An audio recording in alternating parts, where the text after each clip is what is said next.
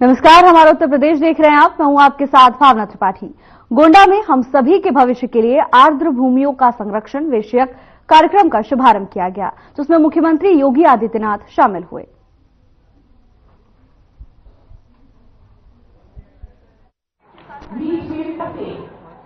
Eco tourism के क्षेत्र में रुचि रखने वाले सभी अन्य उपस्थित विशेषज्ञगण और बहनों और भाइयों, आज का दिन जनपद गोंडा के लिए बहुत महत्वपूर्ण दिन है, जब यहां की एक प्राकृतिक झील को एक अंतर्राष्ट्रीय मान्यता प्राप्त कराने के उद्देश्य से वर्ल्ड वेटलैंड्स डे के अवसर पर यह कार्यक्रम यहां आयोजित है। अर्गा और पार्वती नाम की दो प्राकृतिक झील, ये वास्तव में प्रकृति की मूल स्वरूप की ओर हम सबका ध्यान आकर्षित करती है।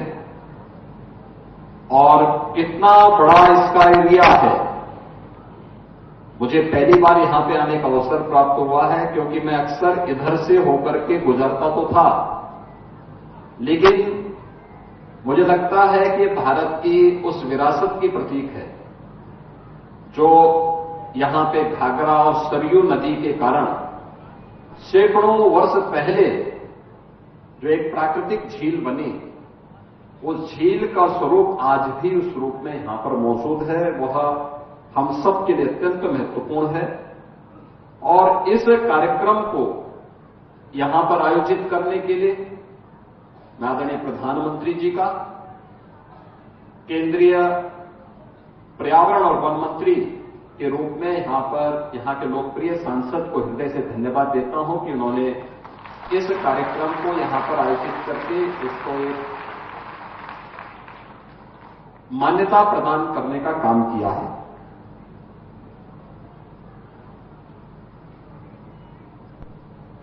जितनी भी ये प्राकृतिक झील होती हैं, यानी वेटलैंड्स होती हैं, यह हमारे पारिस्थितिकी तंत्र का एक महत्वपूर्ण केंद्र होता है।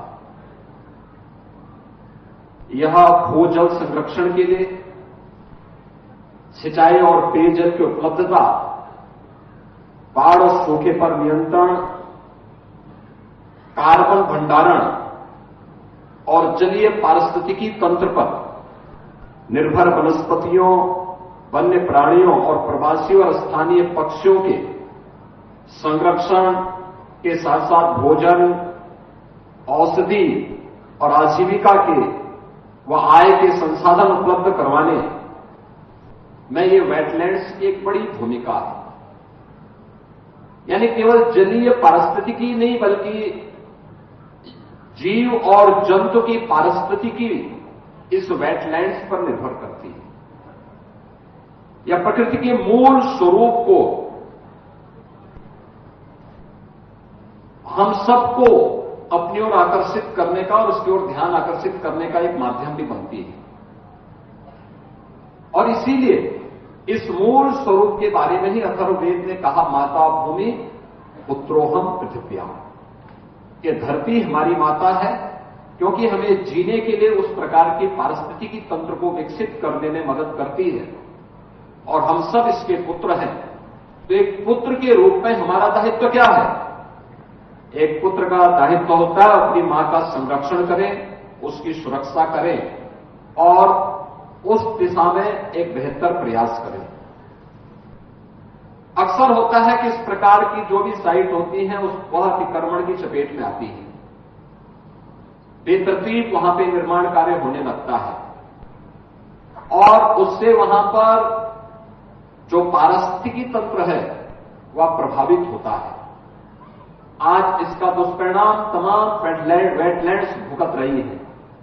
बहुत सारे जीव और जंतु की प्रजातियां इसके कारण नष्ट होती हैं। और इसी को ध्यान में रख करके जो रामसर साइट थी, रामसर का जो इस अंतर्राष्ट्रीय वेटलैंड्स कन्वेंशन में 1971 में यह तय हुआ था कि दुनिया को बचाना है तो हमें इस पर ध्यान देना होगा। ये रामसर ईरान के अंदर एक स्थल है जहां पर एक इंटरनेशनल कन्वेंशन के माध्यम से 1971 से लगातार ये कार्यक्रम आयोजित होते हैं और दुनिया का ध्यान इस ओर आकर्षित किया गया था। और हमें बताते हुए प्रसन्नता है कि आज आदरणीय प्रधानमंत्री जी की प्रेरणा से, यानी देश की आजादी के बाद 65 वर्षों में मात्र 23 रामसर साइट तैयार हुए थे, यानी वेटलैंड साइट को चिन्हित किया गया था जिन्हें मान्यता मिली थी। और पिछले 10 वर्ष में देश के अंदर 63 नई साइट को इसके लिए चिन्हित किया गया। यानी हमें अपने पारिस्थितिकी तंत्र को बचाने के लिए, भारत को समग्र विकास की दिशा में अग्रसर करने के लिए आज प्रधानमंत्री मोदी जी कितने आग्रही हैं, वह इसी से आप अंदाजा लगा सकते हैं। इस 65 वर्षों में हम लोगों ने लक्ष्य प्राप्त किया मात्र 23 का, और पिछले 10 वर्ष में हमने उस 23 साइट को बढ़ा करके आज 89 साइट तक पहुंचाने में सफलता प्राप्त की है। अकेले उत्तर प्रदेश के अंदर आप देखेंगे बहुत सारे ऐसे साइट हैं। उसके संरक्षण की दिशा में भी प्रयास हमें निरंतर करने पड़ेंगे। उस दिशा में एक नई शुरुआत होनी चाहिए।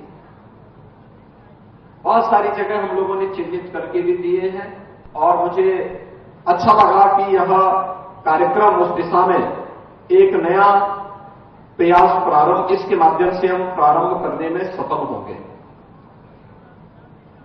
अगर यह वेटलैंड्स की दृष्टि से, अगर हमने इसको टूरिज्म की दृष्टि से विकसित किया, मैं भी देख रहा था वहां से कि कैसे कितने प्रकार की चिड़िया यहां पर बैठी हुई है। और याद रखना, ये यहां की स्थानीय भी है और प्रवासी भी है। कुछ पक्षियां तो ऐसी हैं जो हजारों किलोमीटर की दूरी तय करते हुए यहां पर आई हुई है, और फिर जैसे यहां थोड़ी सी गर्मी बढ़ेगी फिर ये यहां से वापस अपने देश की ओर जाने लग जाएंगे। ये अपने साथ वहां की स्मृतियों को भी लेके आते हैं, वहां की परिस्थितियों को भी हमें अवगत कराने के लिए ये प्रेरित करती है। और याद करिए, जो एक छोटी सी पक्षी है, कितने हजार किलोमीटर की दूरी तय करते हुए अपने आप आती है, हर बार आती है। ऐसा नहीं कि कभी वह गायब हो जाए, हर बार आती है, फिर अपने समय पे वापस भी चली जाती है। यहां के स्थानीय स्तर पर ढेर सारे रोजगार सृजन का एक माध्यम बनता है। याद रखना, टूरिज्म अपने आप में एक बहुत बड़ा माध्यम है अर्थव्यवस्था को सुदृढ़ करने का, रोजगार के सृजन का, और लोगों को अपनी साइट के बारे में, चाहे वह इको टूरिज्म का हो, चाहे वह हेरिटेज का हो, और चाहे वह स्पिरिचुअल टूरिज्म का हो, ढेर सारे रोजगार के सृजन का वो माध्यम बनता है। याद करिए, अयोध्या धाम तो यहां से मात्र 20 किलोमीटर की दूरी पर है, और 20 किलोमीटर की दूरी अयोध्या धाम की, हम लोगों ने थोड़ा सा वहां पे ध्यान दिया, कनेक्टिविटी वहां की ठीक कर ली, थोड़ी सुविधाएं वहां बढ़ाई। 2016 में अयोध्या धाम में मात्र 2,35,000 श्रद्धालु या टूरिस्ट आया था, और 2024 में इनकी संख्या बढ़कर के हो गई है 16 करोड़ 11 लाख। आप अनुमान करिए, क्या 2,35,000 में और 16 करोड़ 11 लाख में कोई अंतर ही नहीं है क्या? सभी से अनुरोध करते हैं कि अपने अपने मोबाइल से परिणाम होता है कि जिसमें सोच हो जाता है, सोच हो जाता है, हम सभी के बीच में सबसे आभार प्रकट करते हुए गहराइयों विश्वास करता है कि आगे आने वाले भविष्य में कैद करते हुए हमारी सभी छायाकारों सम्मानित छायाकार जोरदार तालियों छायाकारों का हम अभिनंदन और लगातार तालियां होती रहनी चाहिए। आप सभी के भविष्य के लिए आज मूल्यों का संरक्षण। अभिनंदन, वंदन, स्वागत।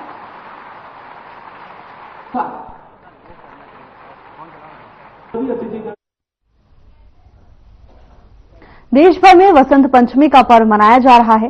हिंदू पंचांग के अनुसार माघ माह के शुक्ल पक्ष की पंचमी तिथि को वसंत पंचमी मनाई जाती है और इस मौके पर प्रधानमंत्री नरेंद्र मोदी ने वसंत पंचमी और सरस्वती पूजा के पावन अवसर पर देशवासियों को शुभकामनाएं दी हैं।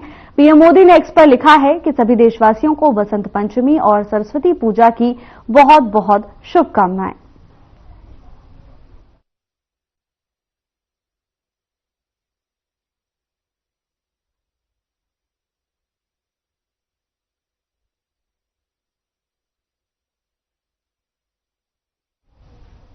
महाकुंभ में लोगों का सैलाब उमड़ रहा है। बता दें कि जारी आंकड़ों के अनुसार 10 लाख से अधिक कल्पवासी पहुंचे हैं। 62,36,000 तीर्थयात्रियों ने दर्शन किए हैं और अब तक कुल 72,36,000 से अधिक लोगों ने स्नान किया है। जहां जारी आंकड़ों के अनुसार 1 फरवरी तक 33,61,000 से ज्यादा लोग स्नान कर चुके हैं।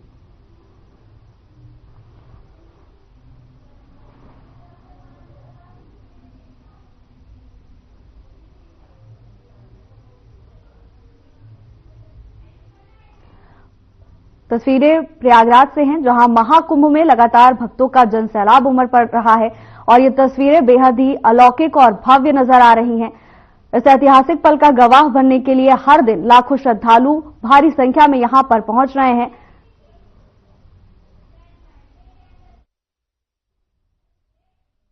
केंद्र बजट में मेट्रो रेल परियोजनाओं के लिए 3,123 करोड़ का बजट मिला है।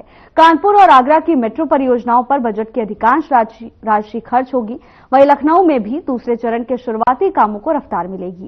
केंद्रीय बजट में यूपी में मेट्रो रेल परियोजना के लिए 3,123 करोड़ रुपए दिए जाने का प्रावधान किए जाने से लखनऊ के दूसरे चरण की परियोजना को गति मिलेगी।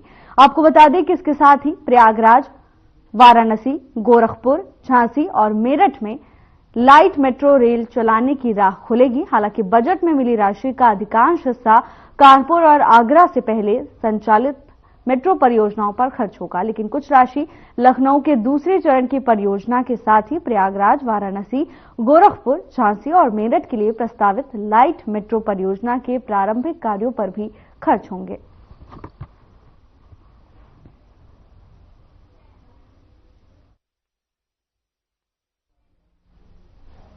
खबर मथुरा से, जहां वसंत पंचमी में आराध्य बांके बिहारी के कपोलों पर गुलाल लगाया जाएगा और उनकी आरती के बाद सुबह और देर शाम प्रसादी के रूप में गुलाल सेवायत गोस्वामियों द्वारा श्रद्धालुओं पर बरसाया जाएगा। तो वहीं रंग भरने एकादशी से रंग की होली खेली जाएगी, जो कि 5 दिन तक चलेगी। आपको बता दें कि इस दौरान मथुरा के वृंदावन में ठाकुर बांके बिहारी मंदिर में वसंत पंचमी से ब्रज की सुप्रसिद्ध होली का आगाज होगा।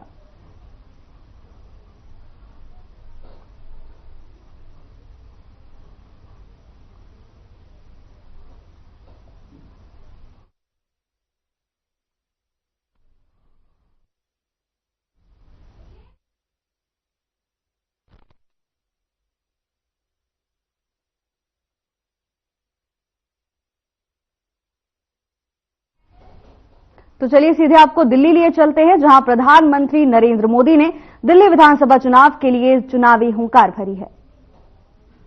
200 रुपये हमारी सरकार बनने पर बुजुर्गों को 5 लाख रुपये तक का मुफ्त इलाज भी मिलेगा। और मैं उन सब युवा साथियों से कहना चाहता हूं, हर परिवार में अगर 70 साल के ऊपर के बुजुर्ग होते हैं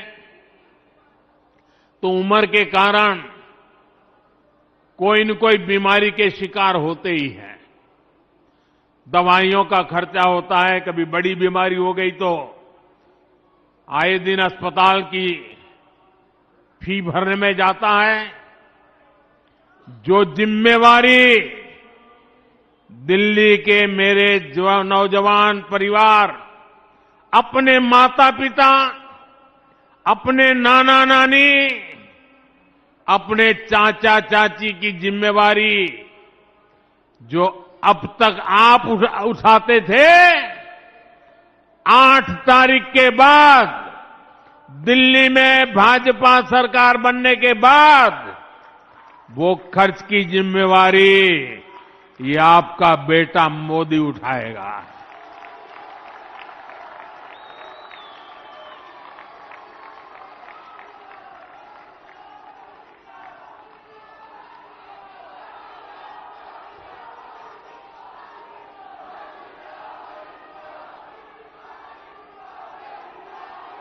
बुजुर्गों को सिर्फ मुफ्त इलाज मिलेगा इतना नहीं है। जो नौजवान परिवार हैं, जिसके 2 छोटे छोटे बच्चे हैं, वो पैसे बचने से वो अपने बच्चों के लिए रुपये खर्च करने के लिए उसकी सुविधा बढ़ने वाली है।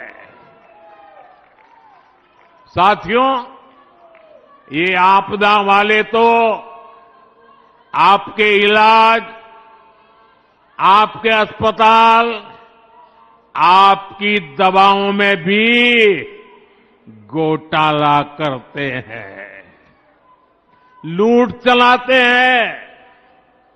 और मैं आज दिल्ली वासियों को वादा करता हूं,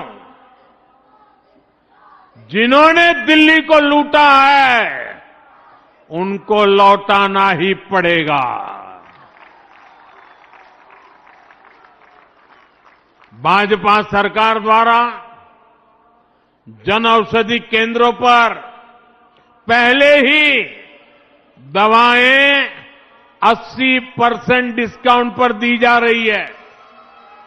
अब कल के बजट के बाद कैंसर की, गंभीर बीमारी की 30 से ज्यादा दवाएं और सस्ती हो जाएगी। और भी कई गंभीर बीमारियों का इलाज अब सस्ता होने वाला है। साथियों, जब अर्थव्यवस्था में इतना पैसा आता है, लोगों की बचत बढ़ती है, जेब में पैसा बढ़ता है, तो इसका बहुत बड़ा प्रभाव होता है। लोग खरीदारी करते हैं, अपनी पसंद का सामान खरीदते हैं, पसंद का खाना खाते हैं, घूमते हैं, फिरते हैं। यानी दिल्ली के दुकानदारों को, व्यापारी कारोबारी समाज को कल के बजट से डबल बोनांजा दे दिया गया है। एक तो इनकम टैक्स कम हुआ है, दूसरा बिक्री बढ़ने से भी उनकी आमदनी बढ़ेगी। साथियों, विकसित भारत का एक और मजबूत स्तंभ मेरे युवा साथी है। इसलिए मैंने युवाओं को सशक्त करने की भी गारंटी दी थी। उस गारंटी को पूरा करने के लिए भी बजट में बड़े बड़े प्रावधान किए गए हैं, जिसका लाभ दिल्ली के लाखों नौजवानों को भी होगा। बजट में मैन्युफैक्चरिंग से लेकर टूरिज्म तक नौकरियां देने के वाले हर सेक्टर के लिए बड़ी घोषणाएं की गई है। युवाओं को बड़ी बड़ी प्राइवेट कंपनियों में इंटर्नशिप मिले, उन्हें जॉब मिले, इसके लिए हजारों करोड़ रुपए रखे गए हैं। साथियों, 12 लाख की इनकम पर टैक्स जीरो करने का सबसे ज्यादा लाभ नौजवानों को ही होगा। जिनकी पहली नौकरी है, दूसरी नौकरी है, उनमें से ज्यादातर को अब टैक्स से मुक्ति ही मिल गई है। वो ये पैसा इन्वेस्ट कर सकते हैं, सेव कर सकते हैं, या फिर वो इससे इलेक्ट्रिक स्कूटर, बाइक या कार खरीद सकते हैं। साथियों, दिल्ली में बहुत बड़ी संख्या में हमारे नौजवान ऑनलाइन डिलीवरी जैसी सेवाएं दे रहे हैं। कोई ऑनलाइन ऑर्डर के बाद खाना पहुंचा रहा है, कोई दूसरा सामान पहुंचा रहा है, कोई ऑटो, कैब, टैक्सी चला रहा है। तकनीकी भाषा में इसे गिग इकोनॉमी कहा जाता है। ये सब गिग इकोनॉमी से जुड़े हैं। ऐसी लाखों नौकरियां भाजपा सरकार की नीतियों के कारण, डिजिटल इंडिया अभियान के कारण बनी है। अब भाजपा सरकार ने ही पहली बार गिग इकोनॉमी से जुड़े साथियों की सामाजिक सुरक्षा की भी चिंता की है। भाजपा सरकार ने ऐसे साथियों को अब श्रम पोर्टल पर रजिस्ट्रेशन की सुविधा का ऐलान किया है।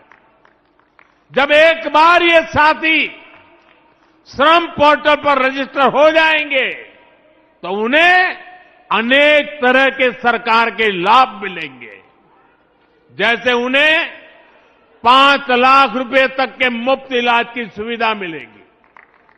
मैं देख रहा हूं कि कल से ही हमारे इन प्रकार के काम करने वाले साथियों में भरपूर खुशी है। ये जल्द से जल्द खुद को रजिस्टर करना चाहते हैं। साथियों, दिल्ली में हजारों छोटी छोटी फैक्ट्रियां हैं, एमएसएमईज हैं, लेकिन आपदा सरकार की कुनीतियों के कारण यहां सैकड़ों फैक्ट्रियां, सैकड़ों कंपनियां बंद हो गई है। भाजपा सरकार इस ट्रेंड को बदलेगी। हमने बजट में एमएसएमईज के लिए भी अनेक बड़े प्रावधान किए हैं। हमने एमएसएमईज को उसकी परिभाषा को विस्तार दे दिया है। इससे लघु उद्योगों का दायरा बढ़ेगा, उनके लिए ज्यादा लोन की व्यवस्था हो पाएगी। साथियों, इस बजट में स्कूल से लेकर रिसर्च तक युवाओं के लिए आधुनिक शिक्षा पर बहुत जोर दिया गया है। सरकारी स्कूलों में हमारी सरकार पहले ही 10,000 अटल टिंकरिंग लैब खोल चुकी है। अब बजट में 50,000 नई अटल टिंकरिंग लैब स्कूलों में खोलने का ऐलान किया गया है। लक्ष्य ये कि गरीब और मिडिल क्लास के बच्चे भी सरकारी स्कूल में आधुनिक टेक्नोलॉजी की पढ़ाई कर पाएं। दिल्ली के, देश के जो नौजवान रिसर्च में। फिलहाल के लिए बस इतना ही। जल्द हाजिर होंगे नई अपडेट्स के साथ। नमस्कार।